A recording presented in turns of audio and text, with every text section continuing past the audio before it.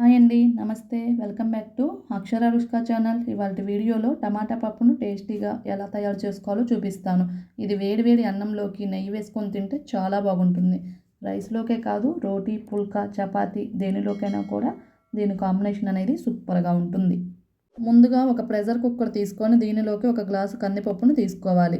ఇలా నీళ్ళతో 2-3 టైమ్స్ శుభ్రంగా వాష్ చేసుకోవాలి. ఈ విధంగా వాష్ చేసుకున్న తర్వాత దీనిలోకి ఒక ఆనియన్ను చిన్న ముక్కలుగా కట్ చేసుకొని వేసుకోవాలి.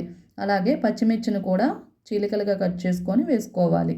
ఇప్పుడు 2 మీడియం సైజు టమాటాలను ఈ విధంగా చిన్న ముక్కలుగా కట్ చేసుకొని వేసుకోవాలి. ఒక గ్లాసు కందిపప్పుకు ఈక్వల్గా 2 గ్లాసుల నీళ్లను వేసుకోవాలి. కరెక్ట్గా సరిపోతాయి. ఇందులోకి 1 టీ స్పూను ఆయిల్ను కూడా వేసుకోవాలి. ఇప్పుడు మూత పెట్టుకొని స్టవ్ను మీడియంలోనే ఉంచుకొని 3-4 విజిల్స్ వచ్చేంత వరకు ఉడికించుకోవాలి. ఈలోగా ఒక రోటిలో 5-6 వెల్లుల్లిని తీసుకొని కచ్చా పచ్చాగా దంచుకోవాలి. ఇలా దంచుకున్న వెల్లుల్లిని ఒక గిన్నెలోకి తీసుకొని పక్కన పెట్టుకోవాలి.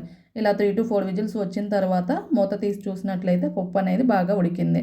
దీన్ని ఒక మ్యాషర్తో కానీ ఒక గరిటెతో కానీ ఈ విధంగా కలుపుకోవాలి.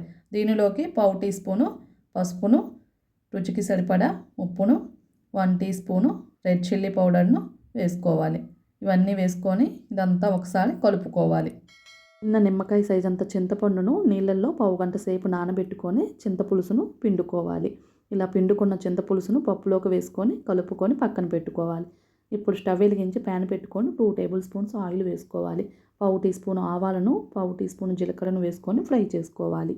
ఆవాలు, జీలకర్ర కొంచెం ఫ్రై అయిన తర్వాత 2 ఎండుమిర్చిని కూడా వేసుకొని ఫ్రై చేసుకోవాలి. అలాగే కొంచెం కరివేపాకును, కచ్చా పచ్చాగా దంచిన వెల్లుల్లిని కూడా వేసుకొని ఫ్రై చేసుకోవాలి. కొంచెం ఇంగువను కూడా వేసుకొని కలుపుకోవాలి. వెల్లుల్లి రెబ్బలు కొంచెం ఫ్రై అయిన తర్వాత మనం పక్కన పెట్టుకున్న టమాటా పప్పును యాడ్ చేసుకోవాలి. అలాగే కొంచెం వాటర్ని యాడ్ చేసుకొని కలుపుకోవాలి.